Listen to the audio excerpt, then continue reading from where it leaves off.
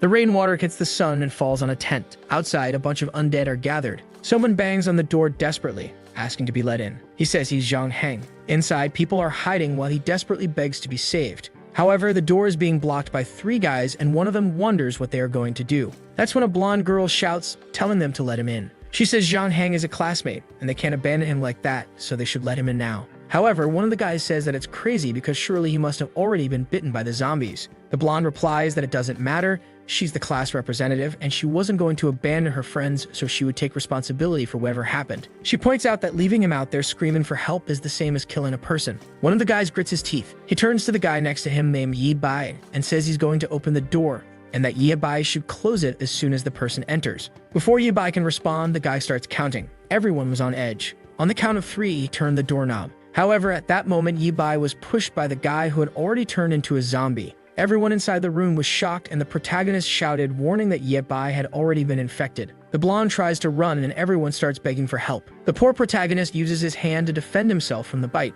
Naturally, he gets his arm bitten. At that moment, he starts writhing in pain and strangely begins receiving memories. That day, he lost his arm. The creatures invaded, and everyone tried to escape. Soon after, the entire city had been taken over by the end of the world. A hooded man asks if he's sure he knows what he's doing. Doctor watches him, and he knew he had only 2 things to do. With that, he pressed the door handle. The first was to save himself, and the second was to seek revenge. Now he was back in the present. At the moment before the door was opened, after living his entire life in an apocalypse without an arm, he was back to when it all started. Outside, Zhang is banging, asking to be let in. And the blonde once again says to open the door, saying that she was the representative and wasn't going to abandon her classmates. Yi Bai recognizes Ruoxi and wonders why she looks so young now. She asks if they are deaf and tells them to let Zhang in because if they don't, they'd be killing that guy. Yi Bai celebrates that everything he had planned had worked, and he came back to change the world. He then calls out to the representative. He warns her that Zhang Heng, who's outside, might have been bitten by a zombie, so how was she going to deal with the consequences? She responds that since no one saw him being bitten, there was no way to know, and as the representative, she would take responsibility for everything. Yi Bai smiles and says that's fine. He takes her hand and tells her that since that's the case, she could personally open that door. Ruoxi is startled, and the other girls are in disbelief that he told her to do it. The representative yells at him, saying that he's not a real man for asking a woman to do that. However, he says that for someone who wasn't risking anything, she sure was trying to sound morally righteous. He tells her that in the end, she's just a hypocritical woman. But Ruoxi screams and tells him to shut up. She says she's going to open that door because she was never afraid. She calls them a bunch of cowards and tells them to get out of the way. With that, she turns the doorknob. And at that moment, Zhang Heng pushes everyone, already transformed. Once again, everyone in the room is shocked. The door falls to the ground and Ruoxi slowly gets up. However, that's when she gets startled. The infected Zhang Heng was face to face with her. He charges at her immediately, and everyone in the room starts trying to escape. She grabs the guy next to her, saying she was scared. Before he could react, she pushes him, telling him to protect the representative. But a foot comes crashing down. It was Yi Bai, who kicked her in the ribs. The guy threw her as bait for Zhang Heng. Our boy smiles while the zombie grabs her by the waist, and the monster goes straight for her ear. But at that moment, someone grabbed a screwdriver, and they blew the zombie's head apart. The poor girl was drenched, while our boy just had a sinister grin. However, she falls outside, embraced by the zombie. She turns to Yi Bai and begs to be saved. But he remembers how much he suffered in the past life because of this girl's persecution. He grabs the door off the floor and starts to close it while she asks him what he thinks he's doing. With that, he locks her outside. He turns to everyone and asks why they weren't closing that door. The scared and fearful group started saying they were going to block the door. They then piled all the furniture, boxes, and ladders in front of it. Outside, Ruoxi kept banging, asking what they were doing. While she pleaded for help, everyone was blocking the entrance. She kept struggling, saying she was the class representative and couldn't be treated like this. The other girls didn't have the courage to do anything. Meanwhile, the rest of the group continued blocking the room. Yi Bai stood there, watching everything. Time passed, and finally the rain stopped. The group commented that they could no longer hear Ruoxi's voice. Now, everyone in the room was afraid of Yi Bai for kicking the representative. As far as they remembered, he had been an extremely kind boy. So why did he seem to have suddenly become a different person? Yi Bai looked back at that moment. The girls were all terrified and crying. The protagonist asked why it seemed like everyone was afraid of him. Hesitant, they answered that they weren't. The blonde boy thanked him, saying that if it hadn't been for him, he would have been killed by the representative. Everyone started siding with Yi Bai, saying that girl was filthy and only wanted to kill the guy to save herself. Yi Bai smiled. He said that since everyone was so brave, they should open the door because he wanted to take a look outside. The group was a bit scared, wondering why he wanted to go out. He then said he agreed that kicking her hadn't been a good idea and he wanted to see how she was doing now. His friends, however, insisted, saying it was crazy since there were zombies outside. But Yi Bai shouted, telling everyone to get out of the way. Scared, of course, the group started moving everything out of the way. They opened the door and slowly, he stepped outside. He stepped onto the grass and said that apparently the representative and Zhang Heng had disappeared. The sun had risen and the zombies had vanished. At that moment, the group closed the door on him. From inside, they yelled that they shouldn't let that crazy murderer back in because he would kill everyone.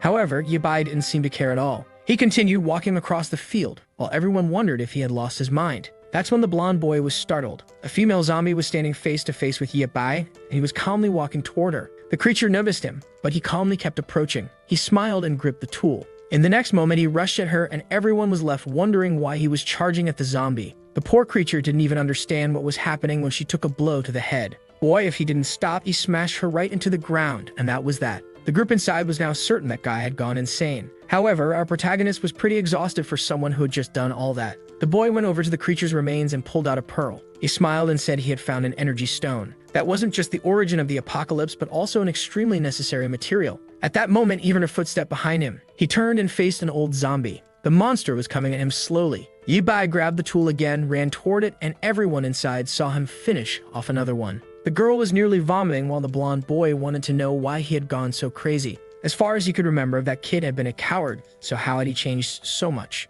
Everyone began thinking about how terrifying he was and believed he was pretending to be someone else. One of the boys said it was a good idea to let him back in since he was really strong and could help kill the zombies. But the others didn't want to support that because he was a lunatic and could end up killing everyone. Suddenly, the window shattered. Yibai asked if his classmates were still in there. He told them to come outside and kill zombies because it was a lot of fun. The poor souls were all trembling, and at that moment, they warned him something was behind him. A zombie had appeared and leaped at him. But Yibai just looked, stretched out his foot, and kicked it in the chest. Once again, he grabbed the tool and struck it in the jaw. As he finished off the creature, the group watched, terrified from behind. Another one fell dead to the ground. Our boy wiped his face while everyone else was too stunned to say anything. He noticed he was being washed and commented that he didn't know if this liquid was going to infect him. He said he wanted to travel with his friends, but it was too risky since he didn't want to hurt them. With that, he left, saying he hoped they would all survive. His friends wondered if he was really going to leave just like that. And with that, they were all left behind in that room. Our boy walked alone across the campus.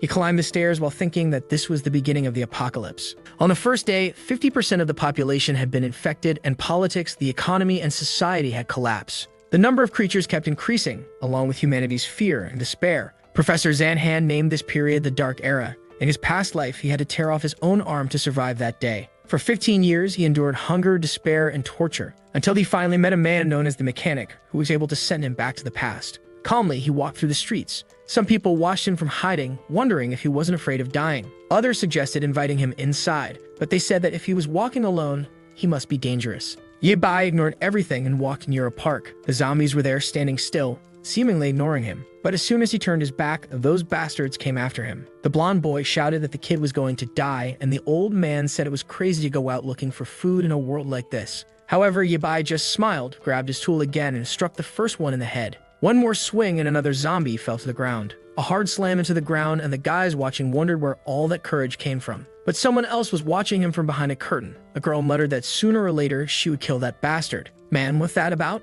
Our boy is killing zombies. Why are you mad at him, girl? After finishing off 3 creatures, our boy was exhausted. But then he heard something else, a flock of birds coming from behind. 3 more zombies were approaching. He quickly realized he couldn't handle all of them. The zombie slithered towards him and he ran off. He knew the previous noises had attracted a horde to that place. From inside another house, a spunk watched, saying that kid was running straight toward them. That's when Yibai noticed a convenience store next to him. He started banging on the door, asking to be let in. He looked at the camera and said he needed help because he was being chased by a horde of zombies. The old man on the other side said it was ridiculous, and no one would ever open the door for a kid like that. But suddenly, the gate began to rise. At the same moment, a zombie turned the corner. It leaped toward him and Yibai hit it in the head again. But an old woman was coming down the avenue, and he struck her in the face with the tool as well. He dove under the gate and rolled inside. The zombies started pounding on the door, but finally he was safe for a while. And man, what he found was a loaded base. From behind a computer desk, a little girl was watching him. Meanwhile, at the nightclub next door, Spank was watching and saying that it looked like that kid was killing everything.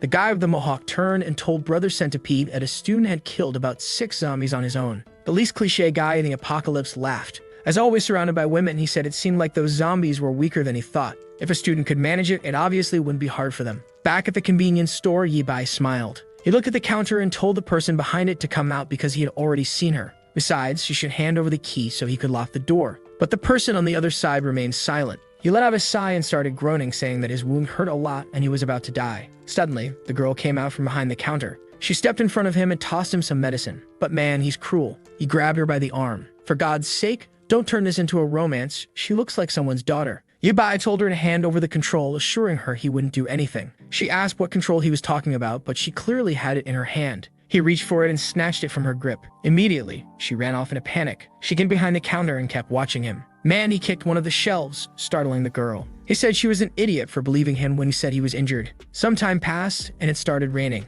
Our boy was lying on the bed, exhausted. The same little girl was tending to his amputated arm. Obviously, Yabai was in excruciating pain. After a while, she said she was done, and our boy thanked her for saving him. She opened the first aid kit and said that it was really dangerous outside and her father had told her to stay here. He could rest there, and later she would bring him some food. With that, she left the room while he thought she was way too kind. She was the only person out of all the doors he knocked on who let him in. If it weren't for her, he would have been eaten by those zombies outside. But after a while, he heard her asking what some guys were doing. That immediately woke Yabai up. Some people were standing in front of the store, and the so-called centipede thanked her for opening the door for his friends. Frightened, the little girl asked if they just wanted some food because they were hungry. He said that's exactly what they wanted, and now all the food in that place belonged to him. She told them her father would be back soon. But the guy said her father had already been used as bait for the zombies, and now that no one was there, they could start playing a game. Yabai stood in the corner listening as they took the girl's life. After stealing the food, they dumped her body on the floor, calling her an idiot. But now, back in the present, he knew this time he had to save her. First, he had to make sure she understood how cruel this apocalyptic world was, even if that meant she would see him as a bad person. She then knocked on the door, and it seemed like he was going to take the role seriously because he immediately shouted, asking why she was bothering him. She apologized, saying she had washed his clothes because they were too dirty. He got even angrier when he saw how kind she was. He told her to throw those clothes away and get out of there. A bit embarrassed, she said that was fine. He even told himself that with such a weak personality, it would be hard for her to survive in a world like this. However, taking a hot shower like this was amazing since in the future, all the water would be contaminated. He finished his bath, knowing that luckily, this convenience store had plenty of food and water. The goal now was to obtain some equipment and weapons. Looking in the mirror, he remarked that being younger was really amazing. No back pain, no burning legs, and being young was truly incredible. The only downside was that even his abs had disappeared. He opened the bedroom door and saw that she had left a suit for him. Immediately, he shouted, asking how he was supposed to fight zombies wearing something like that. The scene shifted to the nightclub. Centipede told everyone to listen up. That convenience store definitely had food and liquor, but it wouldn't last long. The plan was to get out, kill the zombies in front, and steal everything from that place. Not to mention that Maniac knew there was a cute little girl there, so it would be easy to finish everything off. He then told his brothers to go and kill the zombies so they could start the robbery. The creatures continued banging at the front of the convenience store. Meanwhile, Yabai approached and called the girl's attention. He told her to stop being so stupid and said he had a question.